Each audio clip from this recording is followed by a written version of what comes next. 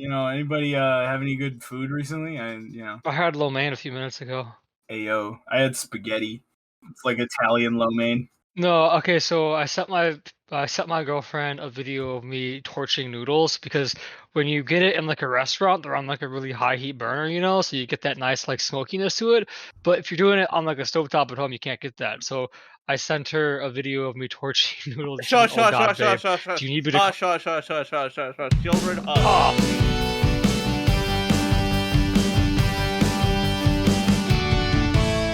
Welcome to season 2 of Learning the Ropes. My name is Matt. With me, as always, we got Andrew Kadrich. Say hi, Andrew. I'm the big boy. And of course, we've got our young lion, the orangutan himself, Mr. Tyler Ostone. hi! This is the first time we've done this. This is season 2 of Learning the Ropes. We're going to be starting on the new generation. Dude, Hey, it's yo. a new day. It's a new generation. Hey yo. Hey, yo. Hey yo. Tyler, what do you know about Razor Ramon? Fuck, nothing at all. Well, you see, Tyler, survey says that Razor Ramon was a legendary wrestler from the WWF. His real name, Scott Hall.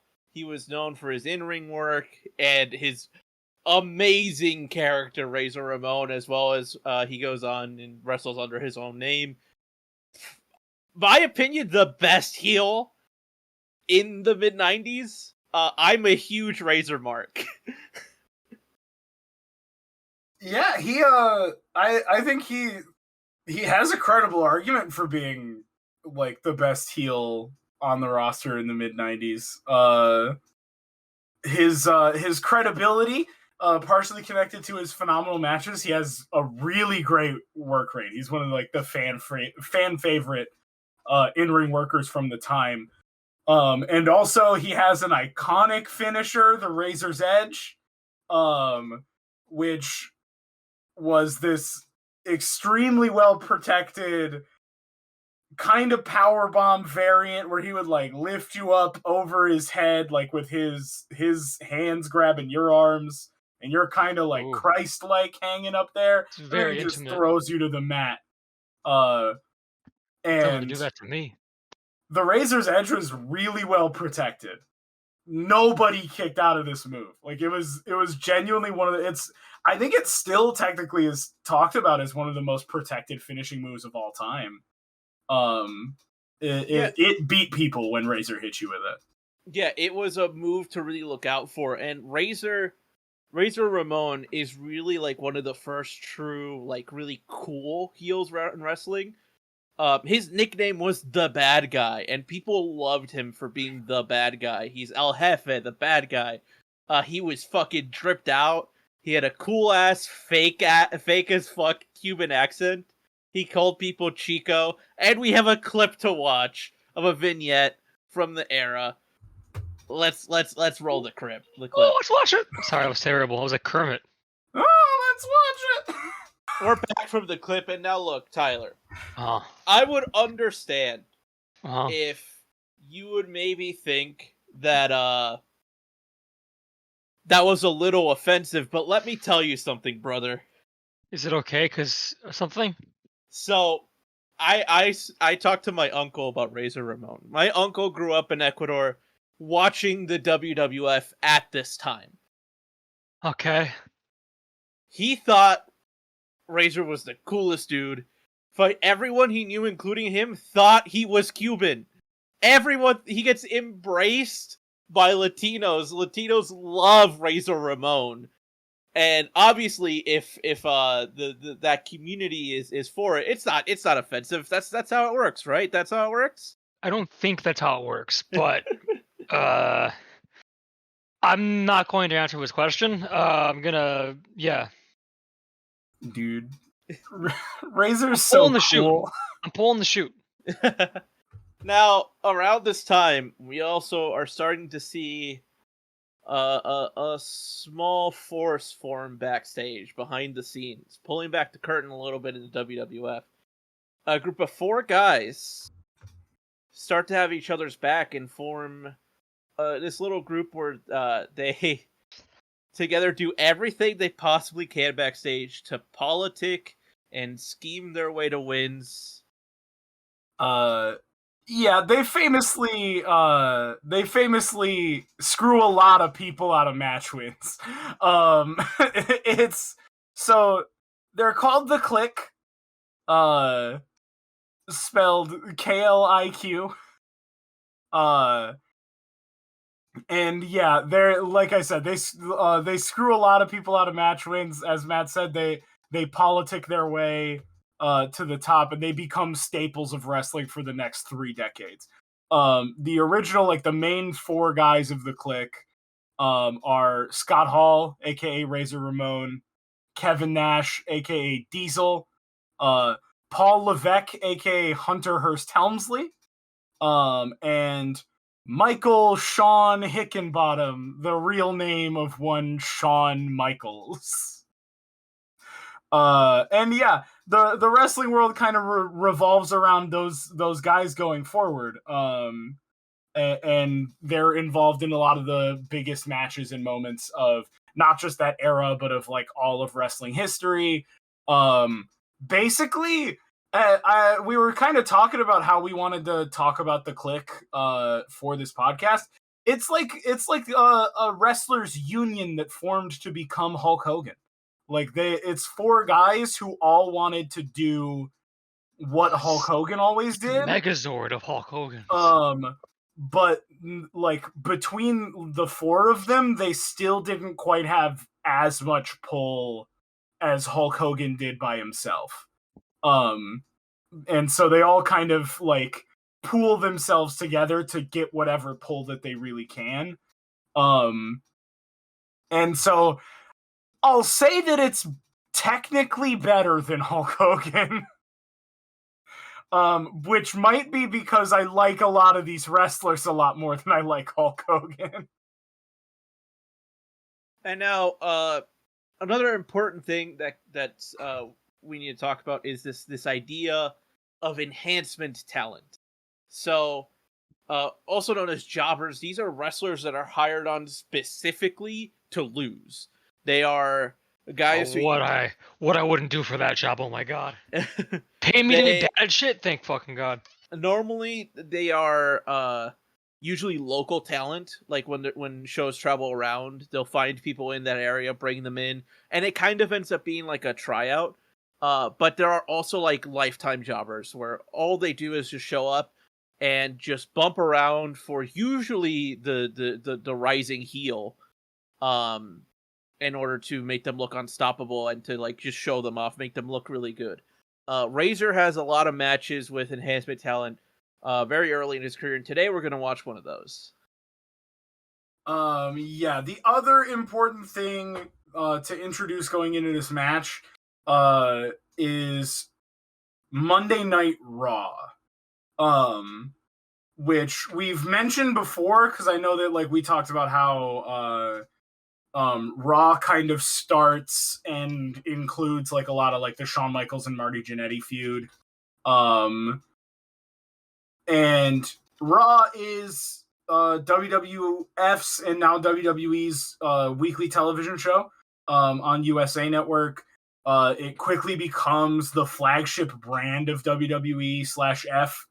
And it would eventually become in sort of quotes, the longest running weekly episodic television show in history, which I mostly put in quotes because I don't know how verifiable that fact is, and I also know it has to do with the wording of it, because exactly. it is true that it is the longest running weekly episodic television show.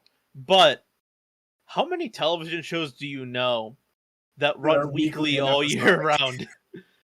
Yeah, exactly.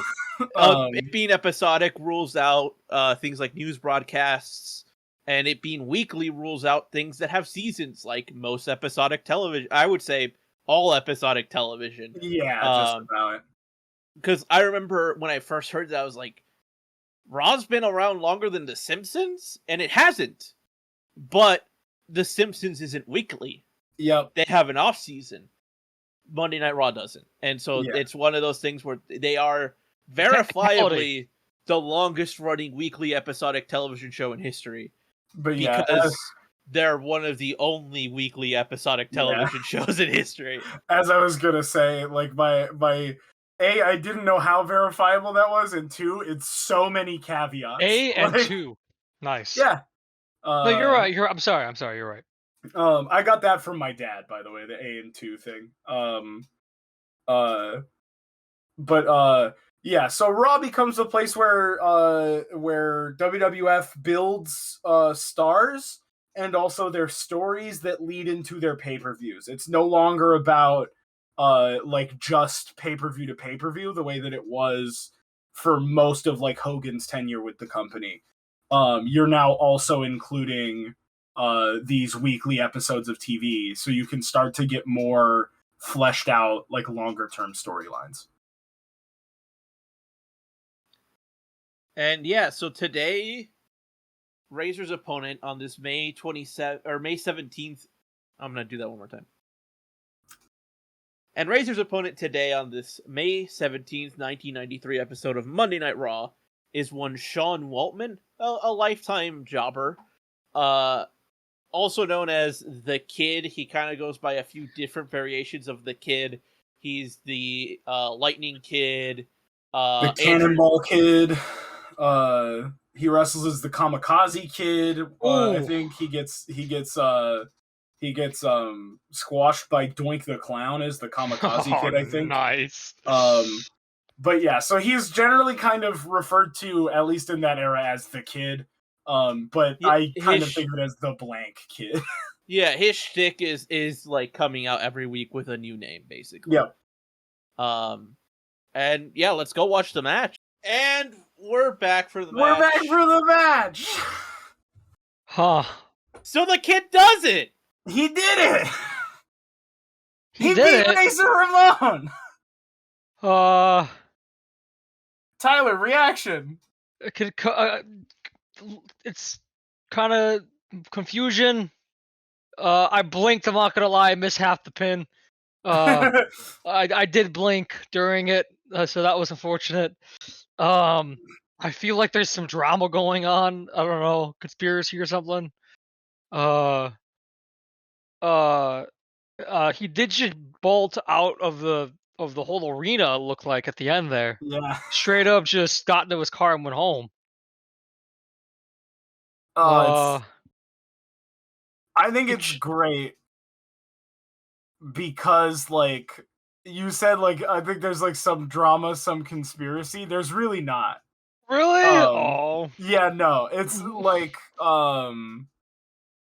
it was a kind of thing of like it's just well done to the point of like it's meant to look like a fluke win.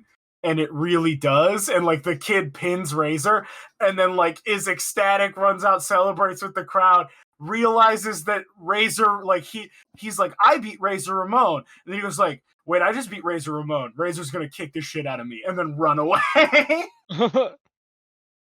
And Razor is pissed off. Bobby Heenan thinks it's a fast count, which in hindsight, it kind of is. The count feels a little fast.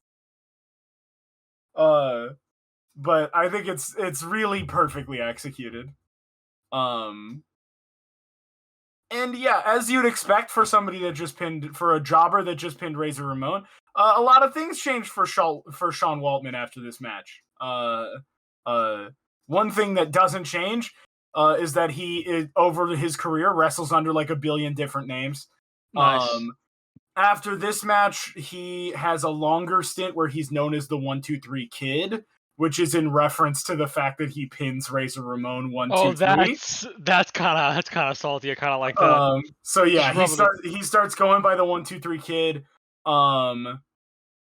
He also shows up around the wrestling world as most famously as X-Pac.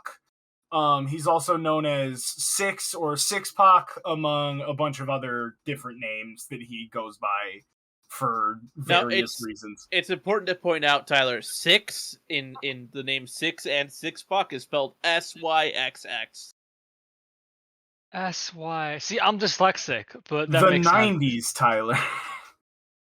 It's also important to mention Is he that Slavic? the kid beating Razor was always the plan. When Sean Waltman came in, he and Vince actually sit down and developed this idea as him losing, only to get a huge upset win over his friend and fellow Clique member. We lied to you. There aren't 4 members of the Clique. There's 5. Oh, is it Hulk Hogan? No, No. yeah, he's gone. The Sean Waltman's in the Sean Clique. Waltman. Yeah, he's in the Clique. I see. Yeah, X-Pac's part of the Clique. And it ends up working out really well for both of them. This creates Sean Waltman, and also Razor from this actually goes on to make multiple times to make Enhancement Talent look really good. He kind of him and a couple other guys in the Clique start getting known for finding young talent and actually like letting them do a lot of offense in their squash matches, like matches that like typically, in the Hogan era would just be big boot leg drop. Razor and other people in the Clique do everything they can to make the other people that they're facing look really good, even if they're going to lose. He never quite gives another person the win like he does with Waltman, but notably he faces Jeff Hardy in Jeff Hardy's WWF debut when Jeff was 16.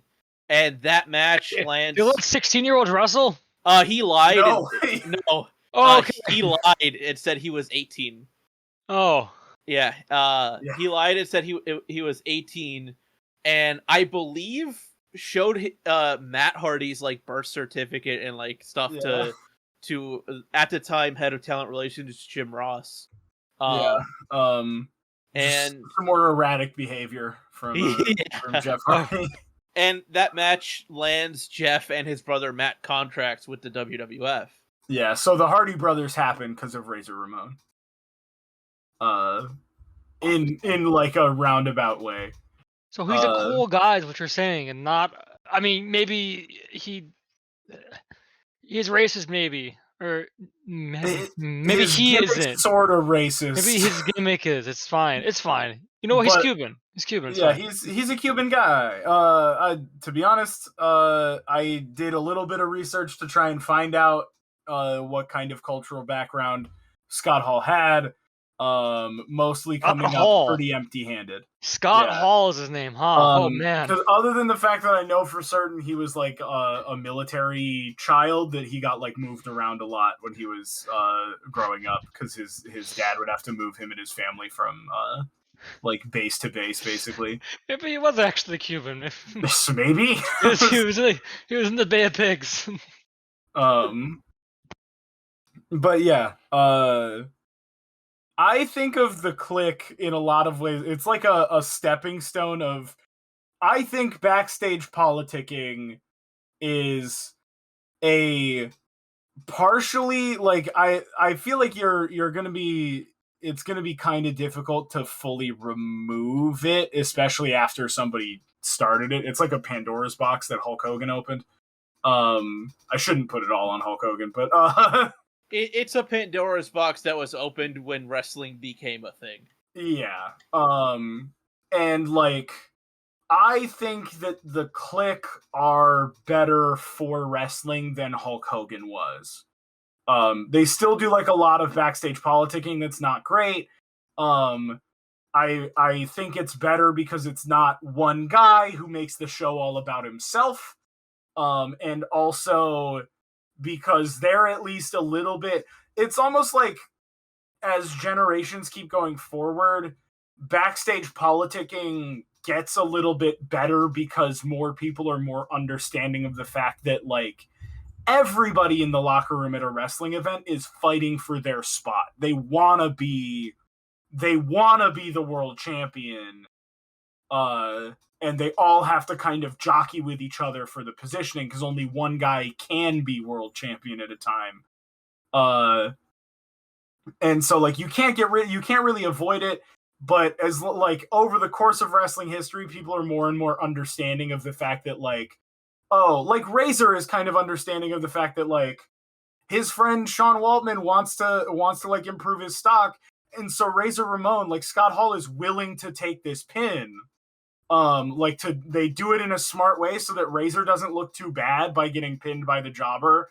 It doesn't become a negative thing for Razor Ramon. It just becomes a positive thing for the 1-2-3 Kid.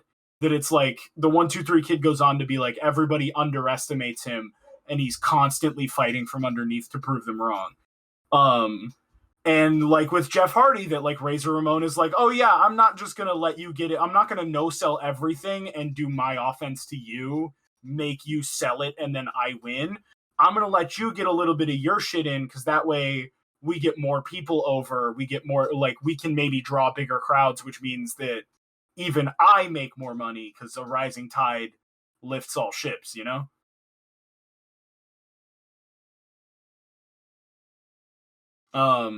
And yeah, Sean Waltman also, I want to give a bit of a shout out. He's famously, he's an advocate for like people struggling with issues of addiction, as he himself has struggled through most of his life with like issues of addiction, which I won't get too much into because I don't want to, dig through the personal lives of wrestlers. That's not what this show is for. Except Hulk Hogan.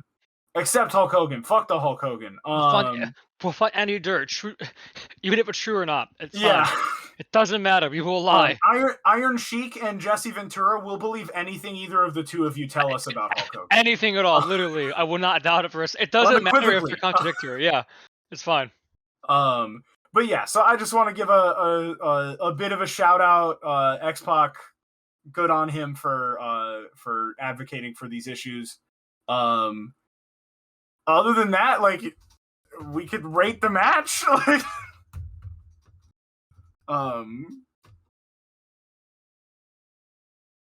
yeah. Yeah. Yeah. Let's do it. Let's rate the match. We're rating the match. Okay. I mean, we might as well. The match is like 2 minutes. Yeah, it was a short match. Yeah, I mean, the moonsault's impressive. I think, is that our first moonsault? I think.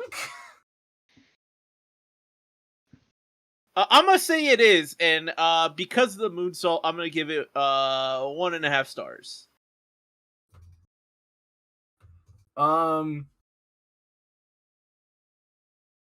You know what? I think it's one of those things where it's like, I think it's good for a squash match. I think I'll give it 2, because it's Razor and because I think it's decent for a squash match, and it's the first moonsault we get to see. Mr. Young Lion, what do you think? I am also gonna give it a 2. It wasn't boring, and I think having more of the backstory behind his crew, it's cool. It works. Yeah, and we're gonna see. So you said 2. 2. Yeah, and we're gonna see a lot more of Razor. We're actually gonna see Razor next week. Mm-hmm. And next week's gonna be really interesting because we're not just covering one match. Oh, is it the Rumble? It is not the Rumble. Oh, thank God. Next week, Tyler, we're going to show you a little thing called the King of the Ring tournament. Oh. Hell yeah. It's gonna be a tournament arc! Oh, it's a whole arc? No. It's a few matches. Yeah, we're not watching the whole tournament. Yeah, we're not watching the whole tournament. Interesting. Okay. Hey, Big Dave does not rate Razor Ramon versus the Kid. It goes to 2 minutes and 12 seconds. He's not one to rate these kind of matches, so yeah. But he's not a man of the people. There you go. But he is a friend of the show. You gotta retroactively. I'm gonna need you to release the rating for this. All right? Yeah, that's correct.